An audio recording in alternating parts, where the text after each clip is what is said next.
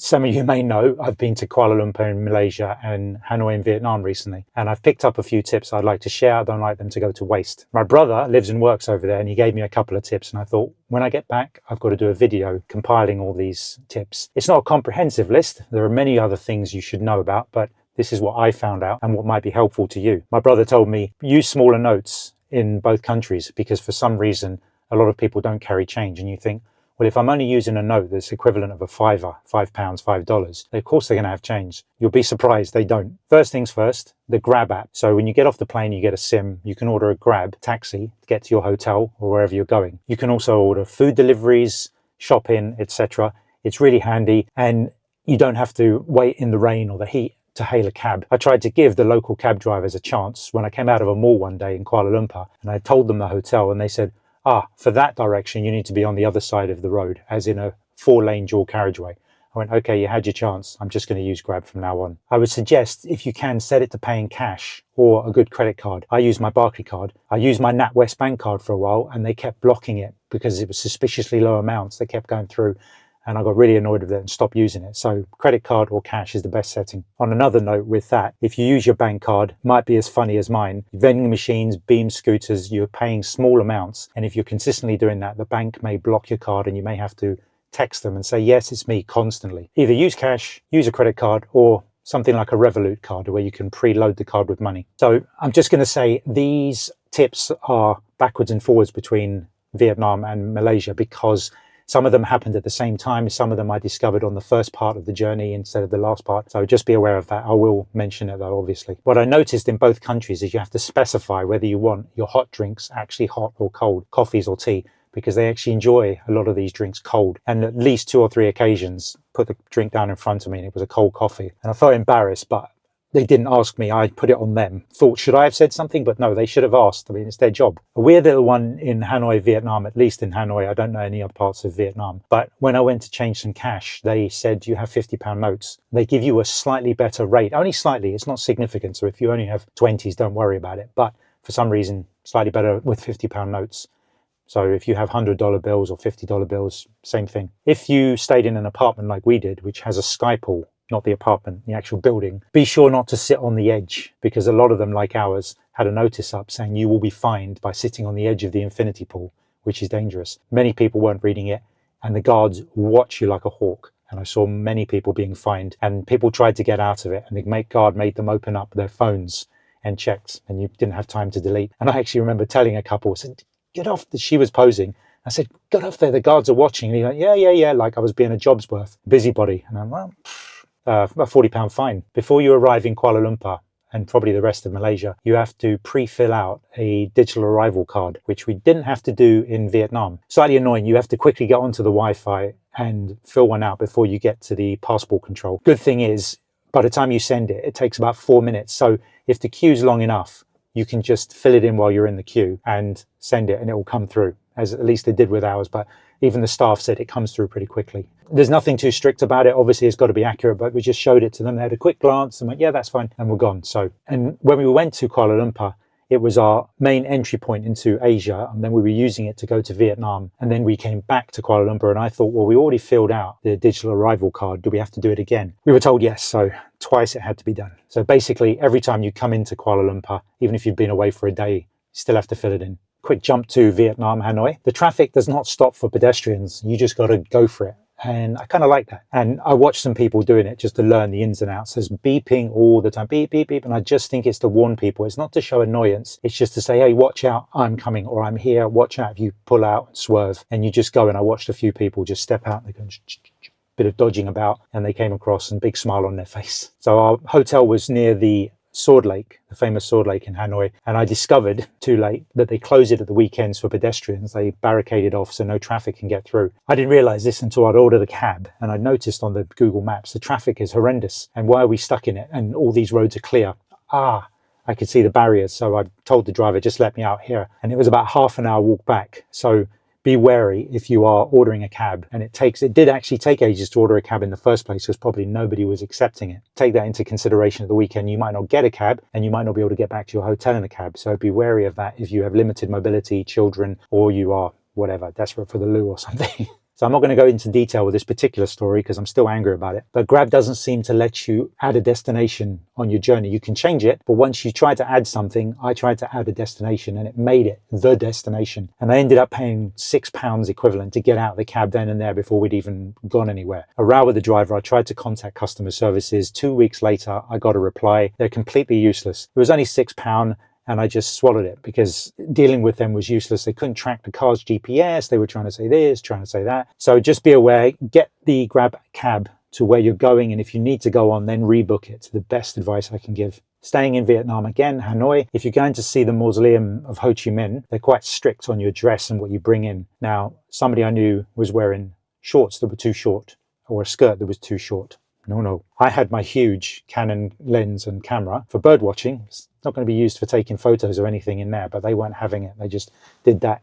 No. And then I went away to do something and suddenly I get a call from my wife and my brother saying, yeah, we're coming with you. And what happened? And they said they didn't let us in because the bag scan showed the binoculars in her case, a little tiny pair of binoculars. People are carrying around cameras and video recorders on their phone. What are binoculars going to do? Now, you may have been aware of mask wearing in Asian countries like Hong Kong. They used to wear masks in Hong Kong before the pandemic. They might have done it in Kuala Lumpur and Hanoi, Vietnam, and I didn't know, but they do it now. They still do it. You might notice on some restaurant websites when you book that they ask you to wear a mask. They're mandatory while you're moving around the restaurant. And when you sat down eating, you can take it off. We went to a few restaurants that suggested this. We didn't wear a mask. The staff did. We weren't asked to wear it at any point.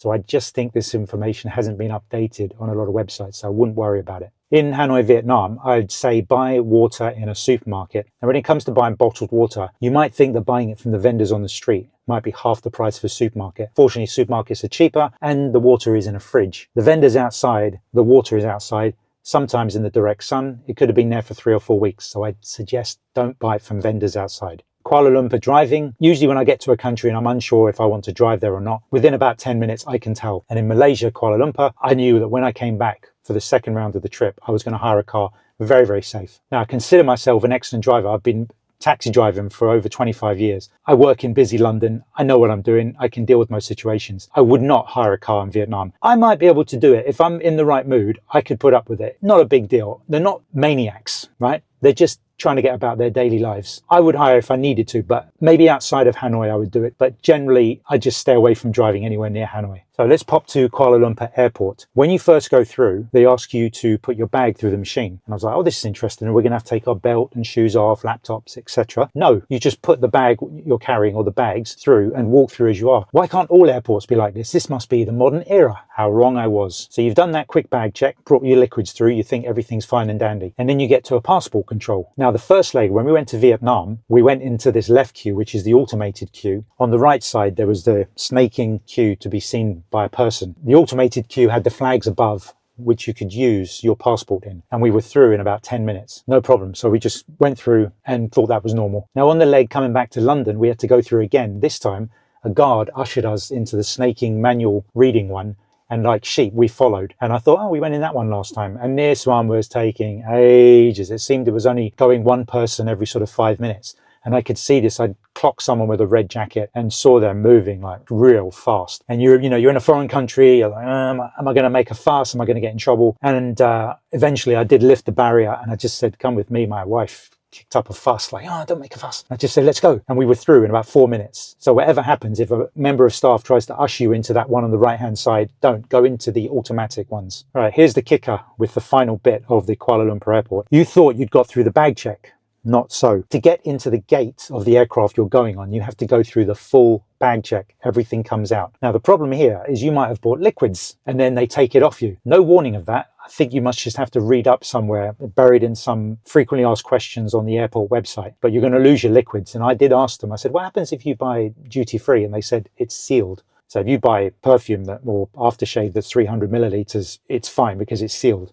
But very annoying because if you're in there, the gate for, I don't know, an hour waiting, there's only one toilet, at least in our gate there was, disabled, and there could be a long queue and you miss your chance. There are no toilets once you go through that bag check. So a little annoying setup there, that needs to be changed. So be aware of this one in Hanoi Airport. you have to go through 2 rounds of passport control. Very annoying. So if you want to get some food on the other side, you might miss it because you don't have enough time. And be aware, when you get through to the other side of passport control into duty free, Vietnam prices are gone and American prices are back in. So a coffee that was costing $1 is now costing $4. Back into Malaysia, let's talk about the Beam e-scooters, which I used and enjoyed.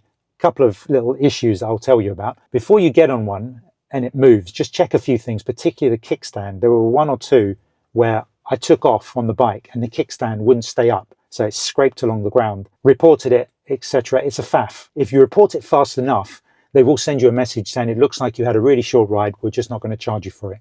So get the reporting done quickly. And on top of that, check everything else that you can check without the bike being in motion for any obvious flaws. So as soon as you set off, do a couple of circles on the bike, check the accelerator, check the brake to see if everything's working.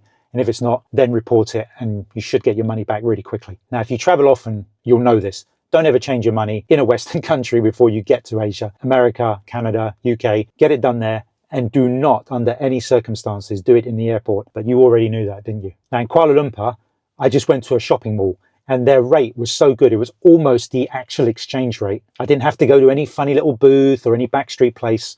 They gave a really good rate in just a standard mall. In Hanoi, Vietnam, all of the little travel shops that take you to Halong Bay or bus trips, whatever, they just did it. And it was very, very close to the actual exchange rate again. In Halong Bay, I was forced to go to a bank to do it because I couldn't find any of those little travel shops. But funny enough, they gave a slightly better rate as well over the ones in Hanoi, surprisingly. Now, I'm probably going to do a separate video about this particular subject, but using SIM cards abroad. Now, if you use your network from the UK, you can pay for it, but it's going to be expensive. I think with Vodafone, they charge about £7 a day to use your data from this country, UK, over there. That's incredibly expensive. So what I do is I have a second older iPhone. When I get to the country, I buy a SIM card, which is usually just a few dollars, up to about 10 or 12, depending on the country. I put it in that iPhone 6 and I use that as a Wi-Fi hotspot. That way, apps like WhatsApp and Messenger that require your phone number don't change and you can just use your original iPhone or whatever phone you're using. Before we went, my wife didn't have a second phone, so I just went onto eBay and bought her an iPhone 6 for under £20, did the same thing. So I got 2 SIM cards. When you come out of the arrivals, just go to one of the booths. They will get you a SIM, put it into the phone, register it online, and off you go. Now, remember to specify that you need good data for Wi-Fi hotspots because you actually get less data for Wi-Fi hotspots than you do on the actual card because you might be getting, I don't know, a 30 gigabyte SIM card, but only 2 gigabytes of Wi-Fi hotspot, which is not going to be enough. So specify you need a decent amount of hotspot data. You can get an eSIM, which is something that's done in phone, which some networks do, some networks don't, but the ones I checked were very expensive and just not worth it. And I just personally like having 2 phones. Again, that's going to be a whole nother video because of all sorts of things. If one phone gets stolen or damaged, you've got a backup. If it gets stolen, you can block the other phone, you can track it, etc. And for my vlogging purposes, I need 2 phones because it has many uses. Now, I had trouble with 2 SIM networks in Vietnam concerning the VoLTE and not getting my mobile hotspot. I've made a separate video on that about 5 or 6 back, I believe it was. So check that out because over there I couldn't get one and I figured out how to do it. Even though the people in the booths couldn't figure it out, I figured it out. And it's all about turning off the 4G volt back and forward for some reason. I don't know why it is, but it just flicking on and off, it suddenly appeared. So this is slightly off topic, but still about those 2 countries. It's if, like me, you want to vlog, do bird videos, travel videos, food videos, whatever. I found my Malaysia vlogs got way more likes, way more subscribers, way more comments, way more interaction. It was fantastic, a big ego boost. A couple of my Malaysia bird watching videos have got 10,000 views plus. In contrast, my Vietnam birding videos, none of the, I think 6 of them, broke 1,000 views and hardly any comments. So obviously, if you're doing the thing that I do, you're going to do better in Malaysia. A more technical note here. Even though I was getting tens of thousands of views on those Kuala Lumpur videos, I wasn't being paid as well for videos I would have made in the UK. In Malaysia, the wages are lower, standard of living is lower, so advertisers pay less. So something I might get $7 for 1,000 views in the UK, in Malaysia, I might be just getting $1.5. So I might get a video I filmed in the UK with 1,500 views pay me more than a video I filmed in Malaysia with 10,000 views. So don't think you're going to go over there and make it big because your videos are getting hundreds of thousands of views. You're not going to be paid very much, per 1,000 views. Just a little thing to be aware of. But that was a good little discovery because I was analyzing all the statistics and I was like, whoa, okay, that's something to be aware of. And it's got me thinking, I really have to make it big in the UK and America if I'm going to be paid well. It's not going to happen over in the Far East unless you're doing 10 times as well. Anyway, some random tips there, some random things to be aware of. I hope you can use some of them. I found the bit about the Grab app and the smaller bills very helpful before I even got there. So you might just find one particular thing in there helpful, i.e. the SIM one, which is something everybody does. Please give me a subscribe and a like, and any comments, anything else you want to ask that I might have forgotten about and I can advise you on. Have a great afternoon, folks, wherever you are.